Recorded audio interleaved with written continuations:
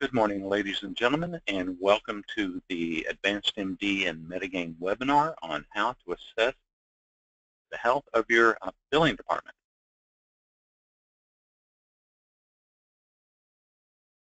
Your presenters today will be Carl Johnson, the Senior Vice President of Business Development for Metagame, and Derek Griffin, the District Manager for Advanced MD. I'm Clint Hughes. I'm the VP of Marketing for Metagame. I will be your host and moderator for today. If you look to the right, you will see a place where you can ask questions, and we will have a question and answer session at the end of this webinar. We'll also be sending you all a link to a copy of the webinar, a copy of the slides, and the ebook, how to talk to your patient about treatment costs. So, without any further ado, we will get started. Right now, we will go with Derek Griffin from Advanced MD. We'll tell you at the very beginning, the start of the basics for your billing and your billing department is having an integrated EMR and PMS together. Derek? Thanks, Clint. Yeah, exactly as you said. When it comes to billing and improving the processes, it's going to come down many times to efficiency and eliminating those manual processes as much as possible. In many practices today, as you know, staff spends a lot of time entering information, whether it be demographic information for patients, whether it be charting information, or whether it be lab results or other types of information that come into the practice. There's a lot of man hours today that are spent entering information into systems. Now, entering it once is one thing, and having to enter it multiple times in multiple systems is a completely different topic. But in order to improve the health of your billing department, it's very necessary to have a good, efficient, all-in-one system, meaning that you enter information once, many times patients can enter the information as well, and that you have it in an easy-to-use, easy-to-access platform where all users can have visibility and access to the information that they need to complete their job. Can you go to the next slide, Clint? So at Advanced MD, we offer all-in-one cloud-based, easy-to-use and access systems as part of our offering. So with it being in the cloud, part of the advantage to that is we take care of the maintenance, we take care of the enhancements, we stay on the technology curve so that you don't have to, and you're not spending your resources and your time with upkeep of the system as well. So as you can imagine, with front office, EHR representing the clinical side, charge capture on the billing side, to have an all-in-one efficient system means that all of these are working together, and when the front office is checking patients in, the clinical side is alerted to that, and when the clinical side completes charts, then the charge capture and billing side is alerted and can process those charts in real time. And then as an added bonus, you can have all of these features through mobile apps and on tablets and even apps for different cell phones. If you would go to the next slide, please, Clint. So why the big push for EHR? This has been going on for a few years now. It started with a big initiative from the government to get everybody to go onto EHR platforms where information could be captured and then ultimately shared. As you know, there was a meaningful use incentive offered. There's an incentive and there's also a penalty. So for those who aren't adopting the new systems, many times they will be asked to pay back a percentage penalty or be docked in pay by a percentage because they're not using software in a meaningful way. So the ultimate goal here is for patient care to be better, for patients to be able to go to doctors anywhere across the nation and have their information available to that doctor for review without having to start from the beginning. So obviously systems in the near future, if they're not already, will be sharing information with other systems so patients can make sure that Their notes, their prescriptions, other things that are important to them are available for doctors wherever they go. Next slide, please. Okay, so we talk about the cost of efficiency. When we think about the cost of adding a clinical software, for many people that's a deterrent. And for many people, they feel like that what they have currently is a more cost-effective way to do business. What you'll see, this slide demonstrates a very small piece of the pie here. It shows, different costs and rates for maintaining what would be a paper practice. What's not calculated here, and I think what becomes the bigger cost, is not only manual efforts, but loss of opportunity. So when you use an efficient practice management and clinical software, your practice will have time to get to the things that they don't have time to get to today.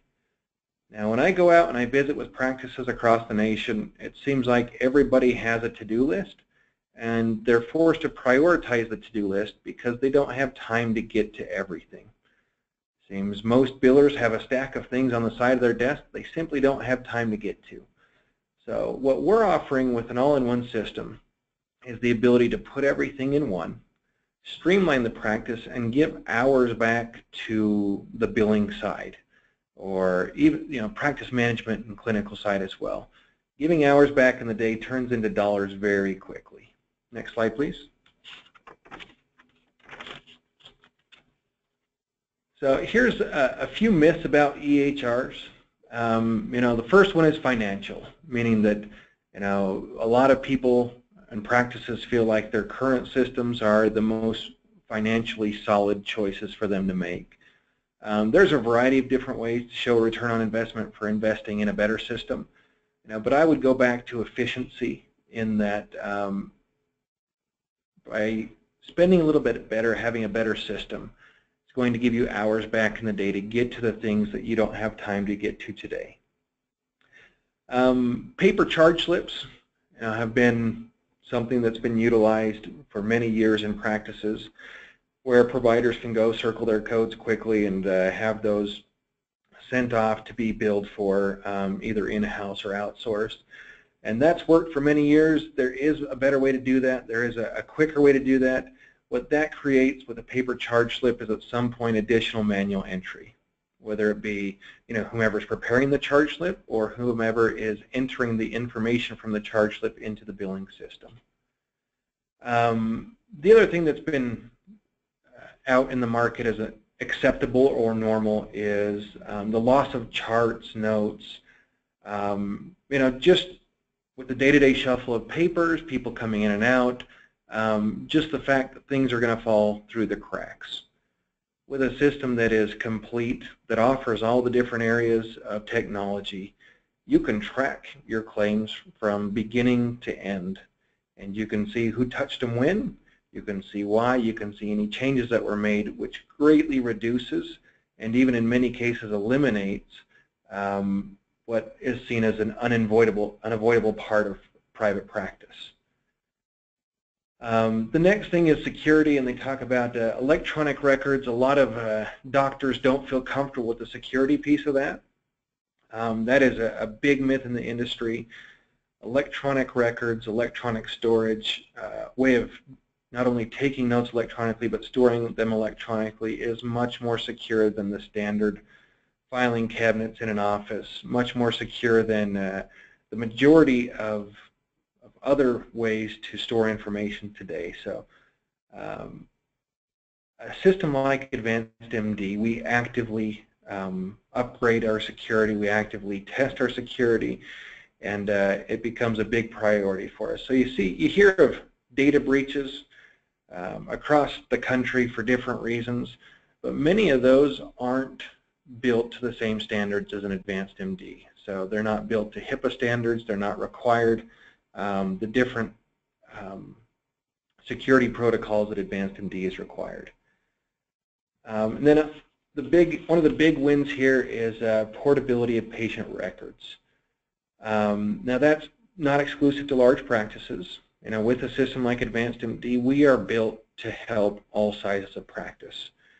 So the same technology that large hospitals and provider groups are using can be used by the smaller practices and mid-sized practices as well, and they become affordable.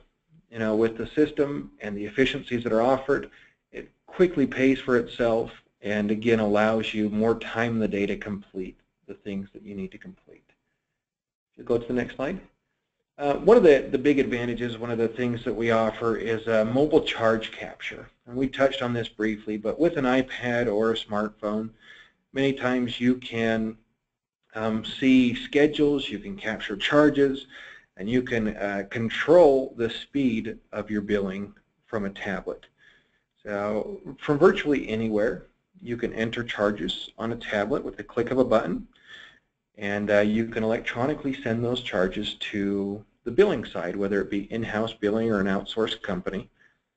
Now we have a variety of options, but with a partner like Metagain, what this will allow is if you're using Metagain to help with your billing and your office features and functions, then you as a provider can choose the codes that you'd like to add, and you can process those, which will send them in real time to a top-tier company like Metagain to help with the billing and AR follow-up. Now this is just one of the ways that you can improve efficiency. Again, this isn't a list that you have to manually put together. This is a list that you know, will have the most used codes available for you. You can click on the codes, hit process. There's nobody to enter them into the back end or to, you know, it attaches to the demographics piece and is ready to bill in a billable format. So with things like the mobile charge capture, you can greatly increase efficiency, give time back to your employees, and then for those of you who are looking for billing help, companies like Metagain can real-time pick up your charges and have those ready to submit on your behalf. Yeah, Derek, kind of an overall analogy of this is kind of the difference between regular mail and email when you're talking about a paper office or an office that has the technology with the EMR and PMS, right? Absolutely, and Clint, I think that if you go back far enough, you'll find people who didn't believe that email was going to be a good way to communicate. Well, tell you what, let's do a little test. Let's assess the health of their technology. This is the first question here, your technology health. Are you ready? Do you have integrated EMR and PMS?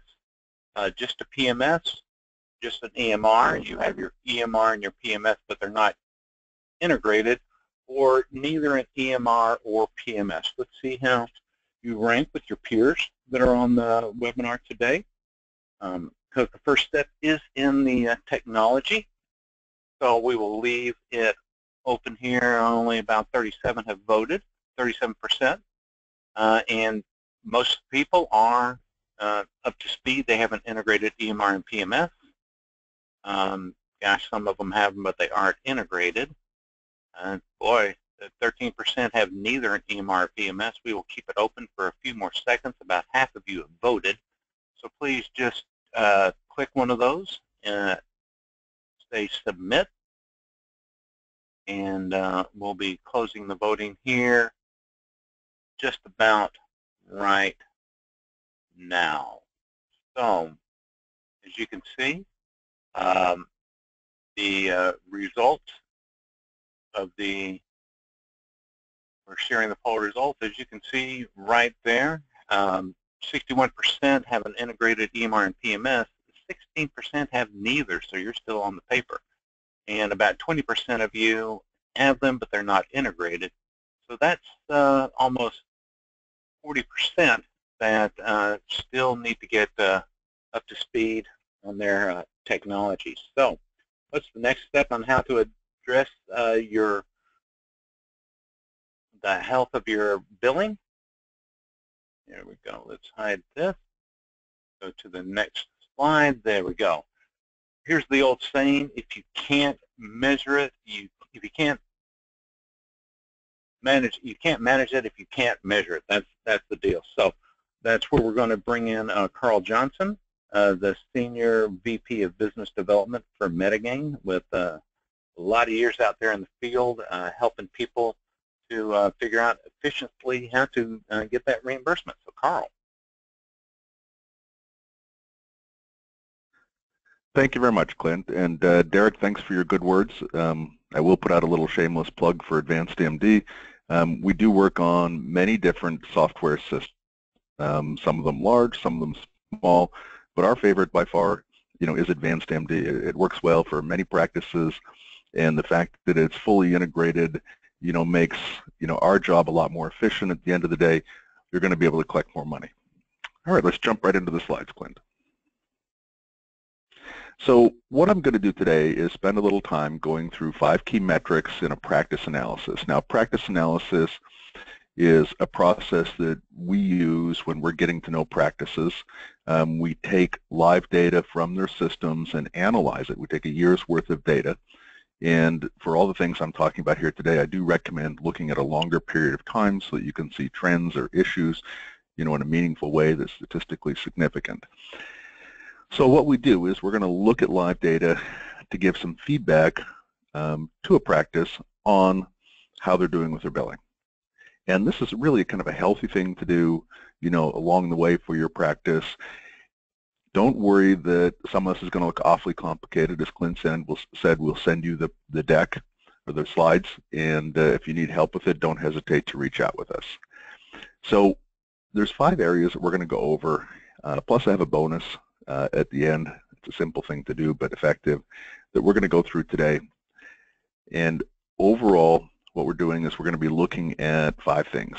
Overall collection rates versus closed claim rate, and I'll come back to the details of this a little bit more. Reimbursement rate by payer and by CPT code, zero-only write-off tests, both by payer and by CPT code, accounts receivable tests, rollover and possible losses, and looking at your top 20 CPT codes by your top payers. I call that the heat chart. Always creates a lot of questions on the physician's part, and some surprises once in a while. Next slide.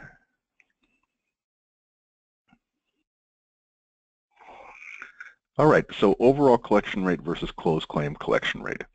What I mean by this is if you take a year's worth of data and you've had a little time for payments to come in on the charges during that year's period. So say if you started if you're doing this in June, you would have had the period end at least 2 months beforehand. Look at the overall collection rate or payment to charge ratio. So basically it's your total payments over your total charges. So you might be collecting 20 cents on the dollar, 50 cents on the dollar, 75 cents on the dollar. That ratio is not important except as a baseline. And keep in mind, many people ask, oh, my friends are collecting $70, why aren't I?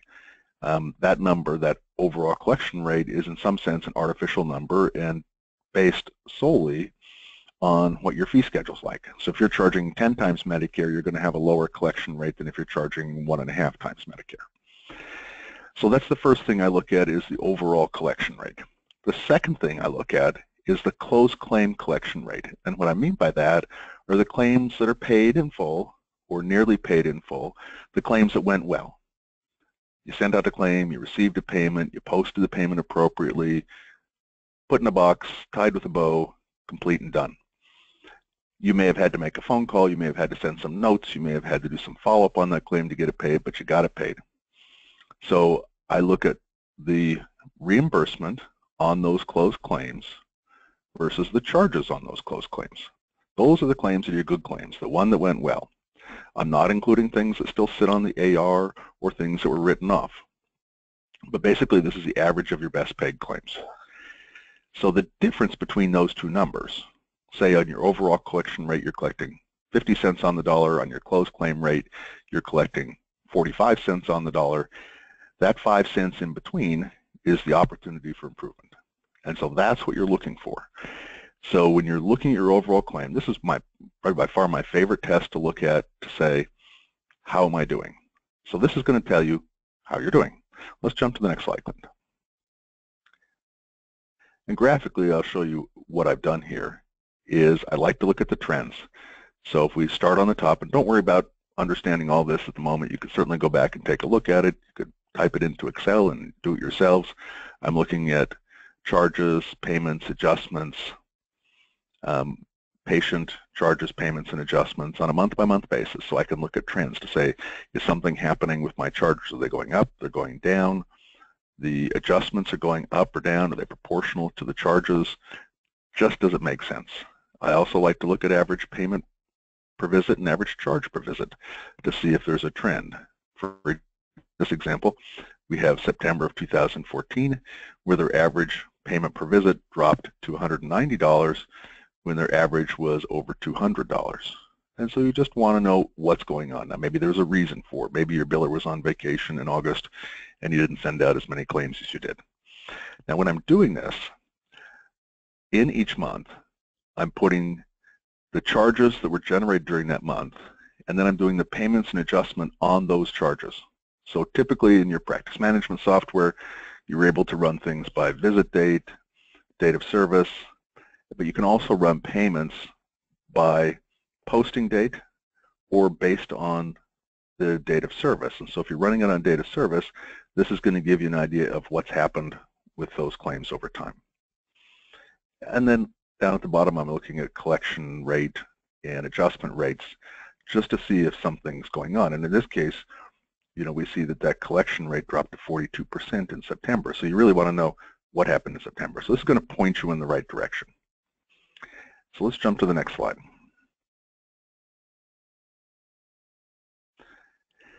So here we're going to look at reimbursement rates by payer and by CPT code. Now it's important to remember to only do this test on closed claims. So you're looking for claims that are just done. They're paid. They're ready to go. You are looking at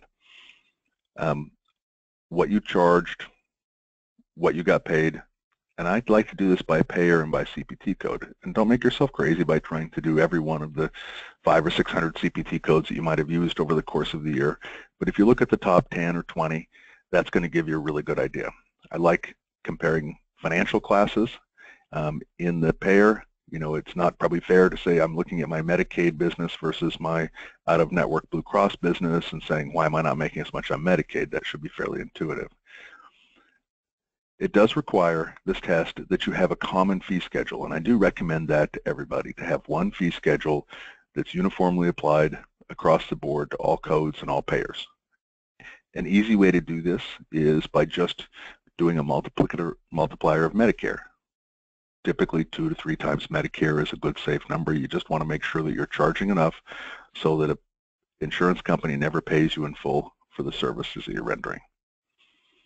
So the Medicare allowable is a good way to do it, but there are a number of other benchmarks available from the MGMA, from other sources. Ingenex has them that you can use as a benchmark. Let's jump to the next slide.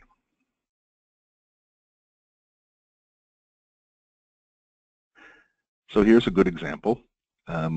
We have charges, payments, and adjustments, and reimbursement percentages, or adjustment percentage, which is the converse of that number.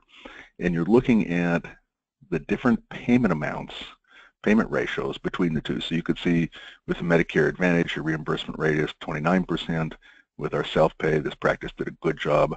It collected 95% of their self-pay.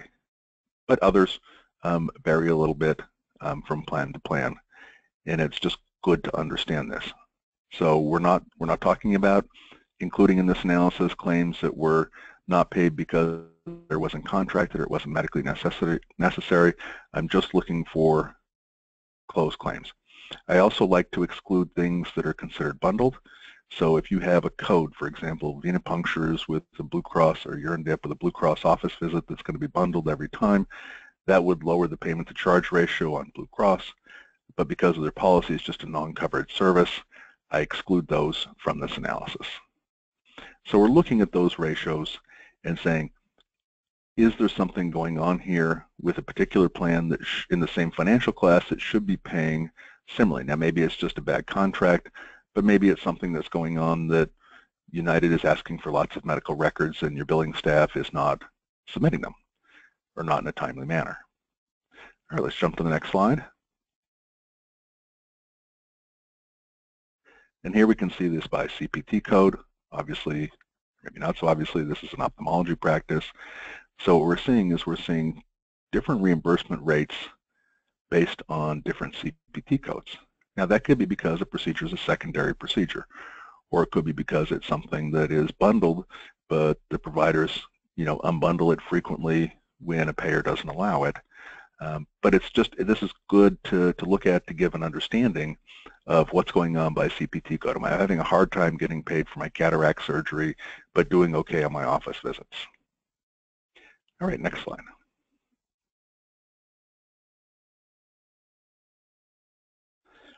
Number 3, this is always a good one, the zero-only write-off test by payer and by CPT code. Now, I'm not looking at all the write-offs here. I'm only looking at claims where the adjustment equals the charge. So you're going to run reports out of your system. The way we do it is we run data, live claims data, claim by claim. We dump it into Excel and use some pivot tables to sort this out. But here we're looking for claims that you wrote off as much as you charged. So we're looking here for hints to find where there's issues. So if we're looking at a certain CPT code or a certain payer that has a lot more of these than others, then that's going to give you clues as far as where to go look deeper at your billing functions. So you want to look also for write-offs that are done early in the revenue cycle. Many times people calculate days in AR, which is just your AR divided by your average daily charges, and that'll give you how many days worth of accounts receivable you have in your AR. MGMA benchmarks are around 35 days, but it depends highly on the specialty. If you're a pain management practice or you're doing a lot of workers' comp business, it's going to be a little longer. If you're a primary care practice, it could be a little less. But that days in AR calculation has limits to it, because there are lots of things that a biller can do to make that day look artificially good. So if instead of fighting for payment on a difficult claim, they off, then your AR days are going to look better, and that's certainly not good for anybody. So let's jump to the next slide, Clint. So here we take, and this is what you should be doing, is taking those 100% write-offs and stratifying them by age bucket. So in this particular case, the practice had $13,000 worth of charges that were written off in the first 30 days. And you want to know, why is that? And why is it that so many Medicare charges, over $5,000 in this case, were written off during the first 30 days? Now that doesn't make sense. It could be the charge corrections weren't being done properly. Somebody's just adjusting off a claim and rebilling a claim when they find out that the patient has a Medicare Advantage plan instead of Medicare. But no use of system will make this sort of a test more meaningful. So I look at write-offs that are happening early on. I see between 30 and 60 days another $73,000 worth of charges that were just written off completely, and almost half of those Medicare. Again, that's something that doesn't make a lot of sense to me, and I'm going to want to look to see why. So what we're looking for is to find root causes. I do the same thing by CPT code, and here we can see they've done pretty well on their E&M codes, which is good, but some of the I codes not so good. You're really looking to see, is it a certain type of claim that's getting written off early? And of course, once they get over to 120 days, a lot of things get written off. So also this can give you hints to say, are things just getting to be 120 days and somebody's writing everything off so that the AR looks better and the doctors aren't crabby with me? I'll just write it off. And many times that happens, and providers then say, oh, my AR looks pretty good. And the saying we've all heard, if it looks too good to be true, it probably is. So often when somebody comes to me with an AR that has 5% out over 120 days, I'm going to go back, do this sort of a test so that we can see if there is just a lot of things being adjusted off altogether. So that's a great test to do. Not too difficult to do, especially with a system like Advanced MD where you can get good reporting out of the system. But there's also ways you can do it by going through actual live claim data. All right, next slide, Clint. And yeah, and a lot of it is about denials management, and how does Medicaid handle those denials management?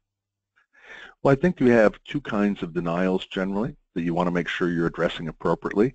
One is going to be handed to you on a silver platter. It's the denial that comes back in your electronic remittance file or in your paper EOBs, and they're going to be denied for a reason. It could be a mismatched sex and CPT code. Like you can't do a certain type of, you can't do a hysterectomy on a man. So those are pretty easy to fix. Usually just typographical errors, demographic errors can happen in there that will cause those kind of problems. That's one of the really nice things about an integrated system. But also there could be providers not contracted or something that's not medically necessary. More often than not, we're starting to see lots and lots of denials for asking for medical records. And so those, like I said, given to you on a silver platter, easy to get fixed. The thing you want to be careful of is most insurance carriers now have 45-day, they call it timely filing rules, but basically if you don't respond to them within 45 days, the claim will not be paid according to your contract. So you really have to be careful about that. So those denials are one type of denial. The other type of denials are things that are come back where a claim is denied or not paid, but they haven't told you about it, so you've got to find it by working the accounts receivable. So really you want to try to turn around what's coming through in your correspondence, whether it's electronic or paper, within 48 to 72 hours. For the ones in the AR, you're going to want to make sure you're working your AR aggressively to find those problems and to get those claims paid. I know that's a long answer to a short question, Clint, but I think it's worth discussing. Yeah. Well, and part of it, let's go ahead and check on your billing health. So this is a question, just answer it real quick. Are you doing all your billing in-house? You have an outside company doing it, or you've done a combination of both? Because part of the deal on following up on those denials, we have a specific denials management department at Metagain, right? That part of the deal is the follow-up, because they're trying to make it harder and harder for you to get your reimbursement. Right, Carl? Absolutely. Okay, so about 60% of y'all have voted. We'll leave the voting open here for a few more seconds. Just 3 choices there. A little bit over 60% of you. It looks like the majority are doing all your billing in-house. You see some of the tests that you can pull together. If you do have a integrated system like AdvancedMD, you can pull some of these reports. But some of these reports also, Carl, we can provide through our Metagain Insights, right? Absolutely. Okay, we're going to close the polling right now and share the results. And there you can see that 65% are doing your billing in-house, 20% you've hired an outside company to do it, and 15% it's a combination of both. So we're going to go back in to show you a few more of these tests on how you can assess. So this is the first one to talk about, Carl. And all right, thank you, Clint. So the next test we're going to look at is an accounts receivable test for rollover and possible loss. So traditional AR tests like at days in accounts receivable have really become outdated. They're easily manipulated, but have really changed as insurance companies have changed how they're denying claims. So what we're going to want to do is we're going to look for trends by breaking down our AR into buckets. I recommend you look at your AR not just by payer, which we're all probably used to doing, but I also like to look at it by CPT code, by provider, and by location. I like to look for what I call AR rollover, and the best descriptor I can give this is like riding a wave. So if you have a busy month in January, in February your 30 to 60-day bucket should be bigger. In March it's going to be big as well, so you're looking for claims that are going from one month to the next month. Now, what you should see is if you look at 0 to 30 in January, going into February, now in the 30 to 60-day bucket it should be reduced. Going into March, in the 60 to 90-day bucket it should be reduced even more. So if you're looking at your AR, whether it's by payer, code, provider, or location, you want to look to see that those AR buckets are declining or going down. So that means you're getting your claims paid or resolved. So you're looking at that AR, it's a snapshot, but you've really got to compare AR reports from one month to the next. I find it an easy thing to do to take my month-end AR every month, put it into a little spreadsheet into the different buckets, and look to see how it changes. You can really watch the money flow through the system. If you find that things aren't getting paid or adjusted off on a contractual basis, then you really need to go back in and look what's going on there, because what happens is if an account receivable just rolls over from month after month and ends up over 120 days, your chances of collecting it are really pretty small. All right, next slide. So this is just a little example of what we've done here, and it's kind of fun to look at it by CPT code, something that a lot of people don't do. But with a good integrated system like Advanced MD, you can do this, and you can go in, you can say, am I having problems with certain codes? And are they rolling over from, if you do this month after month, are they rolling over from one month to the next, getting older, and just not getting paid? Also looking at it in the bottom half of this slide, by payer. And again, probably not important to do it for every little payer for the big picture analysis, but when you're managing your accounts receivable on a day-to-day basis, you do want to get down into the minutia of looking at every code and every payer. So we're really looking at this for what's sitting out there, what percentage of it's out over 120 days. And people might ask me, what's a good percentage? I would say that that really highly depends on the nature of the practice, but you want to try to keep it managed. And most important, what you want to look for is you want to look to see that that 120 bucket is not growing and that it's staying steady or declining, you know, as you're working through those accounts. So this is just an example of what an analysis might look like, and you're going to look and say, you know, why are these numbers as they are? Now, if you're doing this on those closed claims that I talked about, you'll find that if this is 2 or 3 months down the line, you're going to have not as much money in your 30 to 60 day bucket. So when you see this 30 to 60 saying, I wonder why that's so low, that's why. Now, if you're looking at it just running a snapshot and you're doing an AR based on claim submission date and you're running it on a day, looking at it on the same day, you should have, you know, most of your money being good, clean accounts receivable in the 0 to 30 day or the 30 to 60 day bucket, you know, much less, you know, at 90 days, maybe a little more over 120, but not a whole lot more. All right, next slide, Clint.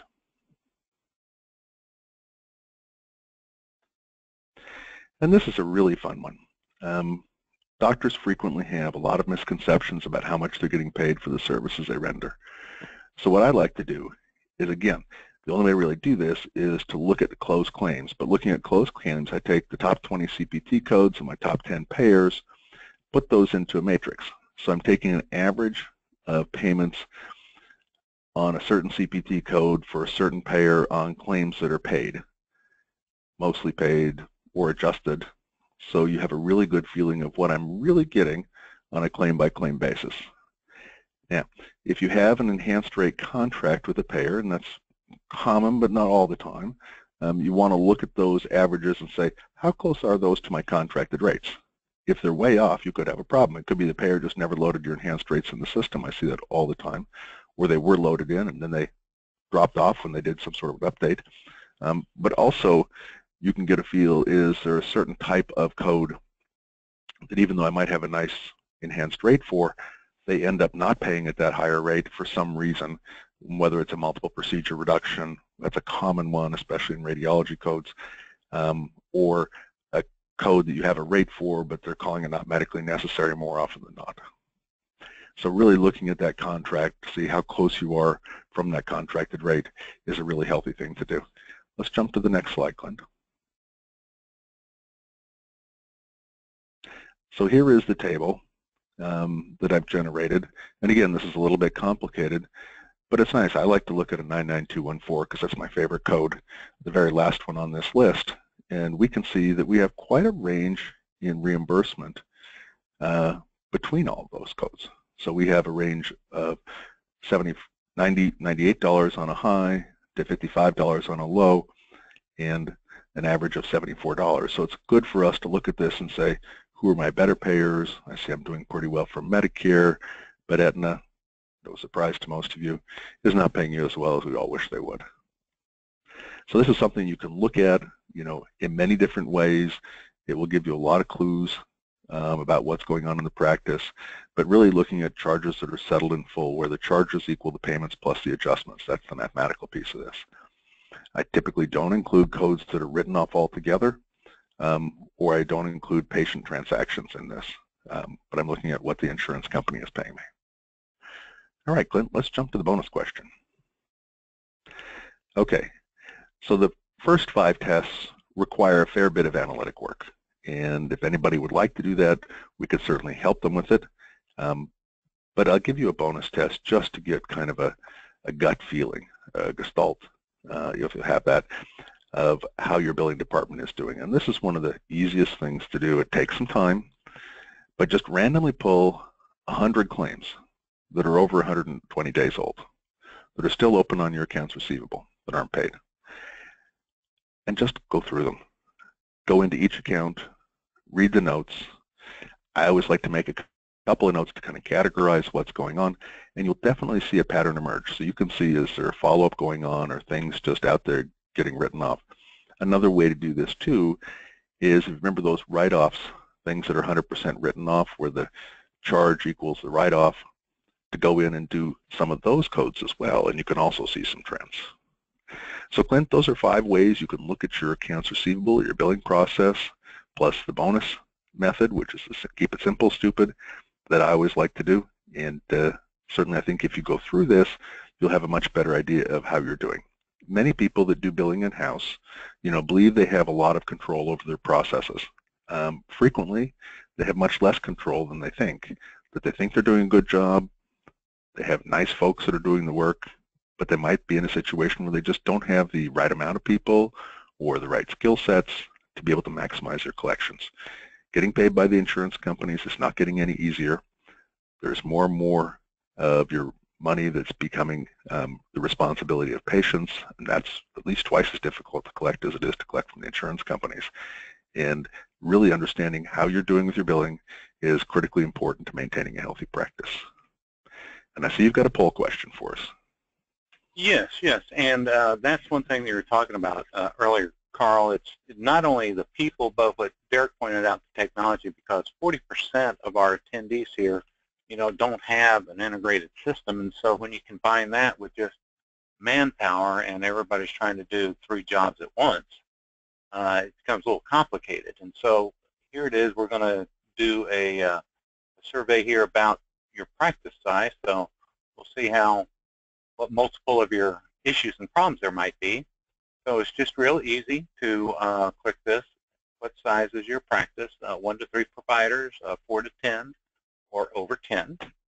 So that also depends on the size of your practice, the size of your problems, and even with the smaller practices, the 1 to 3, Derek, there is a big move for the EMR and PMS being integrated and all together, just not only because of meaningful use, but just for overall efficiency, correct?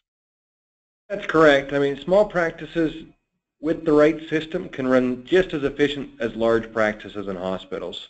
So the system very much will dictate the efficiency, but what we see today is a lot of small practices feel like that they can't afford the technology, so they do things in a way that requires a lot more effort and ends up actually costing them more. Well, and that's, once again, it's a manpower issue. So as you can see here, about half of our attendees today are 1 to 3 providers, about 20% are 4 to 10, and 30% are over 10 providers. And that's very interesting to know. I mean, the bigger the practices, the bigger the problems. And Carl, how can the people, because you showed a bunch of reports here, so how would, and we can do more questions on the right. And so one person asked a question, so how do I get the reports that you're seeing, or you said it was part of an analysis? Well, you always have the option to do these numbers or calculate these numbers on your own, whether you're using Advanced MD or other practice management system. Being able to go in and pull your data, learning to do that, being able to review it and analyze it on a regular basis is important to do. And for a larger practice, if you had 10 or more physicians, you might well have a financial analyst or chief financial officer, and this would be something you'd want to do, on an ongoing basis to really look at the health of how your revenue cycle is going. If somebody would like assistance doing this, and again, independent of what system you're in, email us. info@medigain.com, and we'd be happy to assist you with this process. It's a way that we get to meet new clients, potential clients, and we can go through that with you. So really just jumping in, doing that analysis. The general layout is there in the slides that you'll have, and certainly you can, use that format and try to go through that yourself. It really is a healthy thing to do. And again, as Clint said, the bigger the practice, sometimes the bigger the problems. Now, you may also have more resources in a larger practice compared to a smaller practice, so it's just a little different approach. If you're a one-doctor practice, going through this much effort on a monthly basis, probably be impossible to do. But if you did it even, once a year or once every other year, you might find that useful. Thanks, Clint. You bet.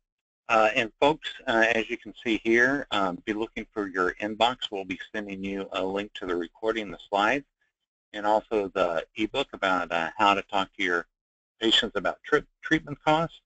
You can, if you want to see a demonstration of Advanced MD, a little bit more of their handiwork, if you'd like a practice analysis from Medigain, just call us at that number or send an email to info@medigain.com. We will do some closing statements right now. It's about 10 till the top of the hour. And I know some people want to grab a bite to eat, so I'm checking one more time for, okay, people are putting their email addresses in there. So Derek, any kind of closing comments or remarks for our attendees today? Yeah, I just want to extend the invitation. If you would like to see what Advanced MD has to offer, what our integrated solution looks like with all the pieces working together. I mean, we have a system that we believe will increase the efficiency in your office. A system that will help you and your office staff have more time in the day to get to things that need to be done. We also work with companies like Medigain, who are top-tier billing companies, to help those practices who need billing help. So give us a call, let us know how we can help you. We're happy to show you our system, talk about the technology enhancements that we see coming down the road. And we have a variety of reps that cover different territories that would be excited to speak with you. Thank you, Derek. And Carl, one thing that we find out when they have a top-tier system and they're using our team, MGMA says that an average practice collects about 91%, and we can get them into the upper 99s when they have a good system on the front end and then have the team concept on the back end. Is that right? Absolutely. It's all about a collaborative billing process. That doesn't mean you're going to collect, 99 cents on the dollar or even get paid on 99% of your claims, but those claims that should get paid, you need to get paid for. And again, as I said before, if anybody has any questions as they're going through those numbers or just wants to talk about it, or did I do this right, don't hesitate to reach out to us. We'd be happy to help. Great, folks. So watch your emails this afternoon or first thing in the morning. You will be getting an email from Marketing at Medigain with a link to the recordings, the slides, and the ebook.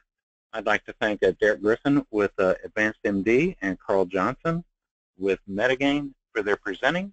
I'd like to thank you all for your time and your attendance. Let us know if you have any questions. And if you need any more information, feel free to reach out to us. Thank you all very much for your attendance, and we'll see you the next time around.